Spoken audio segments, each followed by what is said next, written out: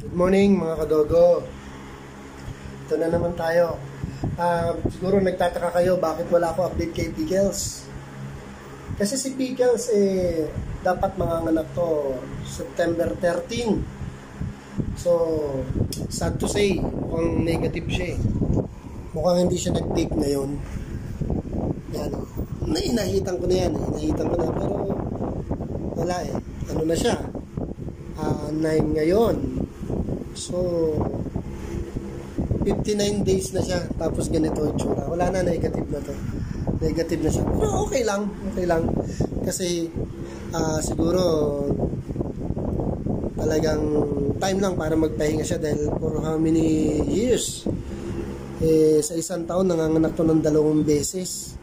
Tsaka ito yung aso, pag nag-hit, 3 months, 4 months, nag-hit na. Pagtalo ako sa vet ko dahil sabi ng vet 6 months siya, hindi talaga po. Hindi siya.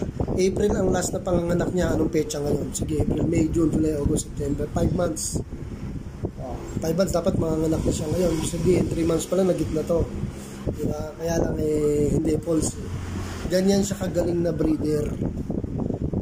Hindi lang siya nag-take ngayon dahil mali ako ng bilang. Sobrang excitement dahil nga 3 yan sabay-sabay. Siya yung 2 beses ko lang pinistad. Kaya nagabol din ang araw. So hindi nag-take. Okay lang.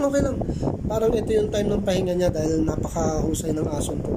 At malaking perang binigay sa akin na ito.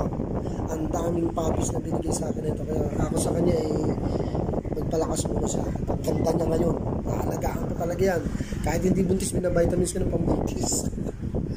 Yan, ganda-ganda ngayon ni Pickles. Pasalamat pa rin ako kay God, siyempre, dahil imagine, kung 2 taong hinihintay ko ngayon. Ito okay lang, ganun talaga. Diba, parang pahinga na lang muna siya. Ilang buwan lang naman, mag-hit na naman to. Doon natin sasagarin siya. Pwede ko sabihin na sakto sa inyo dahil hindi nag-take, pero pwede rin masaya ako dahil ito yung time na pahinga niya hindi mo siya mga anak. Tapos masika akong maigi si Cotton dahil ito ang mga anak sa 23. Yun ang expected date ng mga anak ni Cotton. Kaya okay na rin, diba? Sobrang mahal ko ito si Pickles, sobra. Itong mga sitso ko malambing, tingnan nyo, nasa gilid ko yung mga yan. Pag umupo ako, saan nyo, umupo sa tabi ko yan. Sobrang mababait. So, update ko lang kayo mga kadogo ha. Kasi baka magtaka kayo, di ko binakulit si Pickles.